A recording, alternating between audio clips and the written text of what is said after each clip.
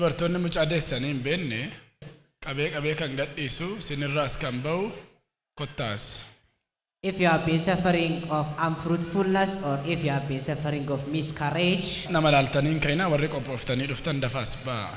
Many times come to the altar and viewers at your house. If you are also suffering of the same issue, as man of God is going to declare a word over woman standing right here, for the distance will never barrier to the provision of the hand of God. Remain tuned by faith and receive your own miracle right there, sir. Umna dhiiga olichaan warri carqii kana baattan.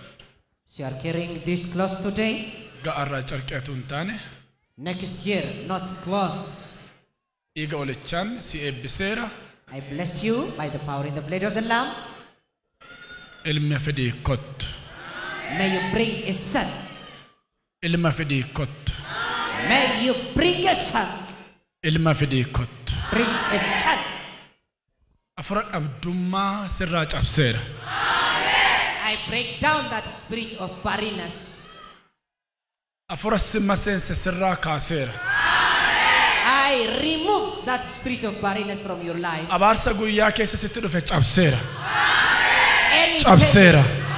Cabseera. Cabseera. I break it. Cabseera. I break it. Cabseera dhiiga olichaatiif. I break it by the power in the blood of the Lamb. Afura hiixii. That spirit of tumor. Abaarsa. Curse. Hongee. Dryness. Kan si gogse gadameessa kee. That spirit of dryness to your womb. Cabseera sirraati. I break it.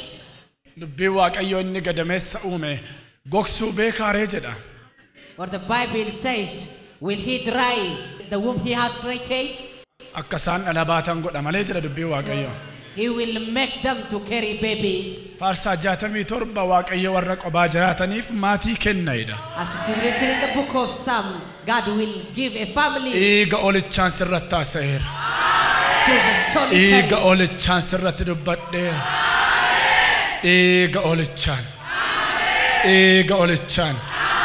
Dhiiga olichaan.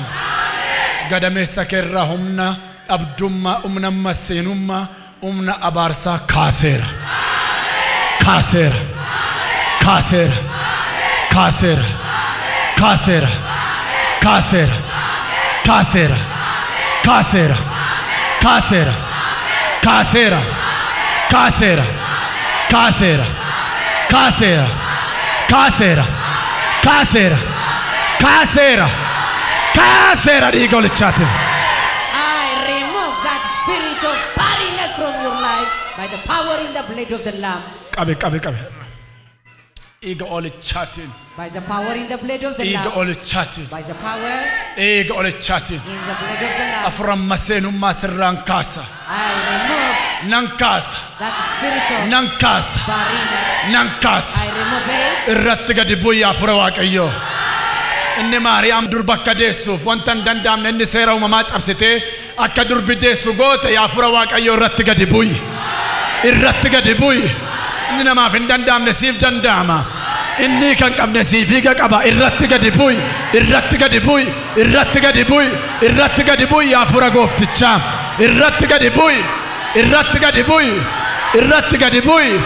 Irratti gadi bu'ii. Irratti gadi bu'ii. Irratti gadi bu'ii. Irratti gadi bu'ii. Tokko lama sadii.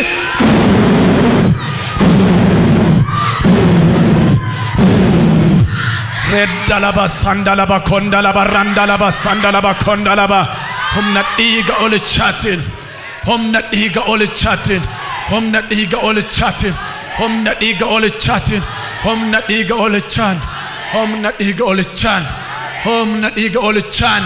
Humna dhiiga olichaan. Humna dhiiga Yesuusitiin. Fide waggaarraa hilma. May you bring a son next It's year. done. Ta'eera. Ta'eera maqaa Yesuus hojjetaa Waaqayyootiin. You are free, you are free. Dhaqaa mucaa fidaa waggaarraa. Bring a son next year.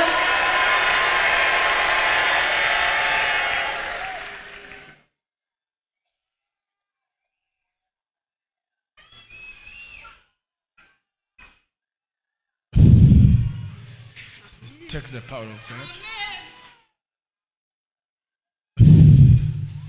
Be free.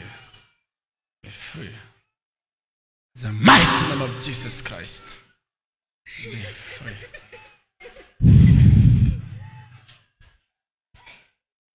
Thank you.